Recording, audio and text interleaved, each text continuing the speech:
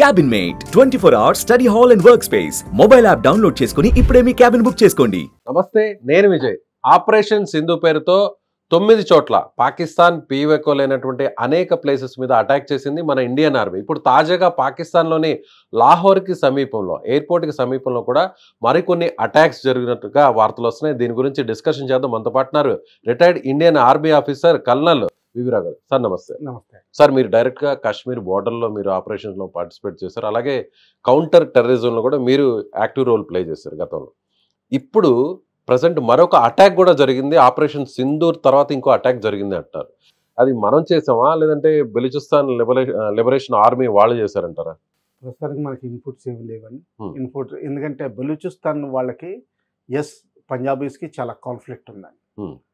కాకపోతే ఏంటంటే లాహోర్ వరకు వచ్చి చేయడం అన్నది కొంచెం డౌట్ఫుల్ అవుతుందండి. ఎందుకంటే కౌంటర్ లోకల్స్ కూడా కౌంటర్ చేయడానికి చాలా ఈజీ అవుతుంది. సో ఏ విధంగా చేశారు, ఎవరు చేశారు అన్నది మనం కనుక్కోవాలి. కొన్నిసార్లు ఏమవుతుందంటే అండి, చాలా వింతది, వాళ్ళే ఐఎస్ఐకి కొన్ని విషయాలు పడవండి, వాళ్ళే చేయించేస్తూ ఉంటారు. ఇప్పుడు చాలామంది లీడర్స్ని చంపడం జరిగింది. మీరు ఎనలైజ్ చేస్తే ఆ లీడర్స్ ప్రొఫైల్స్ అన్ని వాళ్ళంతా వేస్టెడ్ అవుట్ ప్రొడక్ట్స్ అండి. అంటే ఐఎస్ఐఏ వాళ్ళని తీయించేస్తుంది, చంపించేస్తుంది, ఇంకో గొడవ లేదు, చంపించేస్తుంది. రీజన్ మీకు ఎప్పుడైనా సరే ఇది ఈ ఇస్లామిక్ రాజుల దగ్గర హిస్టరీ చదివినప్పుడు కూడా ఎవరైనా ఏదైనా సరే ఇంపార్టెంట్ పని చేసిన తర్వాత, అంటే వాళ్ళకి కావాల్సింది డర్టీ పని చేసిన తర్వాత ఎవిడెన్స్ లేకుండా చేయడానికి వాడిని చంపించేస్తారు. మళ్ళీ దొరికిపోతే మళ్ళీ దొరికితే ఎక్కడైనా స్టేట్మెంట్ ఇస్తాడు, లేకపోతే ఏదోటి ఇస్తాడు అని చెప్పి ఒక్కోసారి రోడ్ యాక్సిడెంట్ చూపిస్తారు, ఒకసారి ఇది చూపిస్తారు, ఇటువంటి జరుగుతాయి. అవసరం తీరాక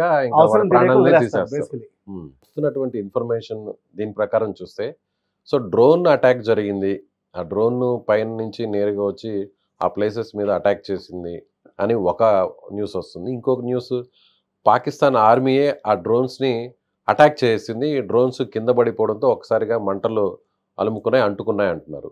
మరో వార్త ఏంటంటే బెలూచిస్తాన్ లిబరేషన్ ఆర్మీయే అటాక్ చేసింది అని అంటున్నారు. దీంట్లో ఏది రైట్ అయి ఉండొచ్చు? అంటే డ్రోన్స్ అయితే ఎవరు దీని మీద వెనక ఉండొచ్చు?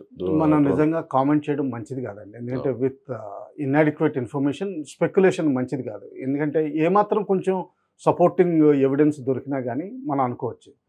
బిఎల్ఏ బలూచిస్తాన్లో మాత్రం వాళ్ళు ఎక్కడ పంజాబీస్ దొరికినా కానీ వాళ్ళని కస్టడీలోకి తీసుకోవడం జరుగుతుంది. వాళ్ళని కొన్ని డెత్స్ కూడా అయినాయండి, దానిలో డౌట్ ఏం లేదు. ఎందుకంటే పంజాబీస్ విపరీతంగా డామినేట్ చేస్తారు కంప్లీట్ పాకిస్తాన్లో. మొత్తం రూల్ అంతా వాళ్ళదే. మిలిటరీ ఆఫీసర్స్ కానివ్వండి, పొలిటీషియన్స్ కానివ్వండి, ఇండస్ట్రియలిస్ట్ కానివ్వండి, మెయిన్ కీ డ్రగ్స్ స్మగ్లర్స్ వీళ్ళందరూ కానివ్వండి. ఇంకొక ఇన్ఫర్మేషన్ కూడా వస్తుంది సార్, పాకిస్తాన్ ఆర్మీ వెళ్తున్న వెహికల్ మీద కూడా అటాక్ చేశారు, ఐఈడి బాంబ్స్ ని పేల్చారు, అందులో 15 మంది. అందులో బిఎల్ఏ డౌట్ లేదండి, వాళ్ళు ఒప్పుకున్న, వాళ్ళు స్టేట్మెంట్ రిలీజ్ చేశారు, అందులో బిఎల్ఏ డౌట్ లేదు. కొన్ని ఫోటోగ్రాఫ్స్ కూడా వాళ్ళు మీడియాలో రిలీజ్ చేశారు, అందులో డౌట్ ఏం లేదండి.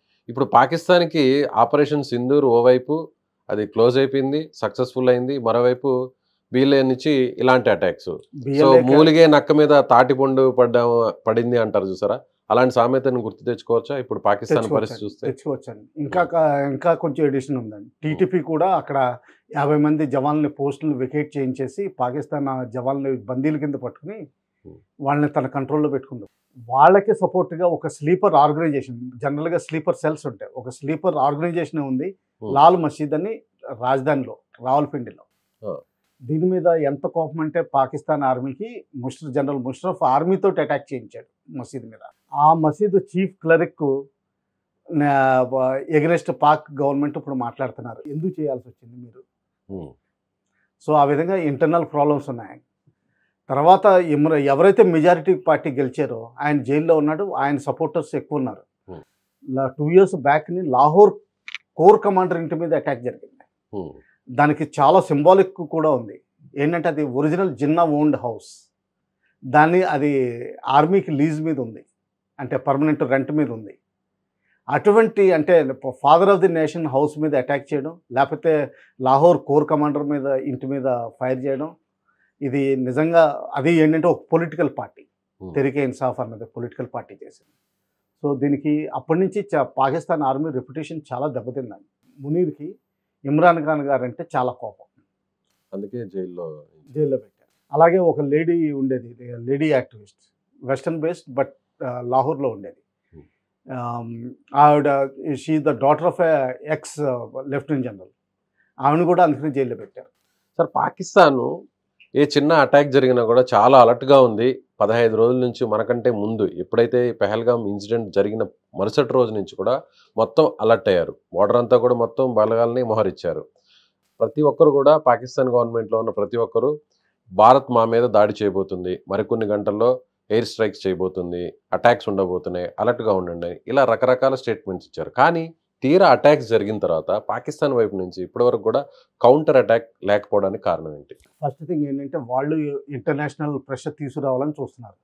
నిన్న కూడా మాట్లాడారు, న్యూక్లియర్ అవ్వచ్చు, దాన్ని కంట్రోల్ చేయండి అని. అది ఎప్పుడైతే అవుట్ ఆఫ్ కంట్రోల్ అయిందో వాళ్ళు ఏమని చూపిస్తారంటే, మేము విక్టిమ్స్ ఆఫ్ టెర్రరిజము, ఇండియా మా మీద దాడి చేస్తుంది, వాళ్ళు ఏదో ఇంటర్నల్గా వాళ్ళ ఓన్ అటాక్ చేయించుకుని మా మీద నెపం పెడుతుంది, మేము కూడా టార్గెట్స్ ఇప్పుడు సెలెక్షన్ చేసుకుంటామని కొన్ని గంటలు ఆగుతారు. దాని తర్వాత ఇంకోటి ఏముందంటే, ఇప్పుడు నిన్న అటాక్స్లో 9 అటాక్స్లో పోయిన టెర్రరిస్టులు వాళ్ళకి కల్మా చదువుతారు.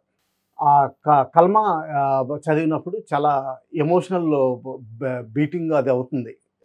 మన మొహరంలో వాళ్ళ మత సాంప్రదాయం ప్రకారం చనిపోయిన తర్వాత 2వ రోజు 3వ రోజు అందరూ కూడా అక్కడ అసెంబ్లీ అవుతారు, ప్రార్థనలు చేస్తారు. అది జనరల్గా చాలా ఎమోషనల్ కూడా తయారవుతుంది. జులుస్ తీయడం, తర్వాత ఏడవడం. మొహరంలో ఎలా జరుగుతుందో దాదాపు చైన్ తోటి కొట్టుకోకుండా తప్పించి మిగతాదంతా జరుగుతుంది. సో ఆ టైంలో నేను అనుకోవడం పబ్లిక్ ప్రెషర్ బిల్డ్ చేయడానికి పాకిస్తాన్ చేసే అవకాశం ఉంది. సో నెక్స్ట్ 72 అవర్స్లో జరిగే అవకాశం ఉన్నాయి. కానీ వాళ్ళు ఏంటంటే వెయిట్ చేసేది ఏంటంటే ఏదో టార్గెట్ మేము సెలక్షన్ చేసుకుంటున్నాం అన్నట్టుగా చూడడానికి. ఇంకోటి ఏంటంటే ఏ విధంగా రియాక్షన్ చేస్తారన్నది కూడా ఇప్పుడు డౌట్ఫుల్గా ఉంది. కేవలం ఫేస్ సేవర్ అంటే ఇప్పుడు మేము దెబ్బతిన్నాము, మాకు క్షమత లేదు అందుకని చెప్పి ఏదో, కాకపోతే ఏంటంటే మేము ఒక రెస్పెక్టబుల్ కంట్రీ, రెస్పెక్టబుల్ ఆర్మీ, అందుకని చెప్పి మా ఫేస్ సేవ్ చేసుకోవాలి, మేము ఏదో చేసామని చూపించి, ఏదో కొంచెం చూపించి లాస్ట్ టైం చేసినట్టు వైండప్ అయిపోతుంది.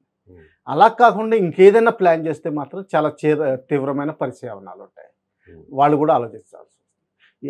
ఇంకోటి ఏంటి ఆలోచించాల్సింది ఏంటంటే, మనకంటే టెర్రరిస్ట్ టార్గెట్స్ దొరికినాయి ఎప్పటి నుంచో, కానీ మన సైడ్ వాళ్ళకి టెర్రరిస్ట్ టార్గెట్స్ ఏమీ లేవు. ప్రపంచానికి చెప్పడానికి ఏమీ లేవు, నిజంగా చేయాలన్నా ఏమీ లేదు. సో దానివల్ల ఎవరిని చేయగలుగుతారు? ఓన్లీ ఆర్మీ ఇన్స్టలేషన్స్ చేయగలుగుతారు, మన లాజిస్టిక్ ఇన్స్టలేషన్స్ చేయగలుగుతారు, లేకపోతే మ్యాక్సిమం ఇప్పుడు ఇండస్ వాటర్స్లో ఏ అయితే బ్రిడ్జ్లు డ్యాములు ఉన్నాయో వాటిని డ్యామేజ్ చేయగలిగే ప్రయత్నాలు చేయొచ్చు. ఇది ఈ విధంగా జరగచ్చు. Right. Thank you sir, thank you so much.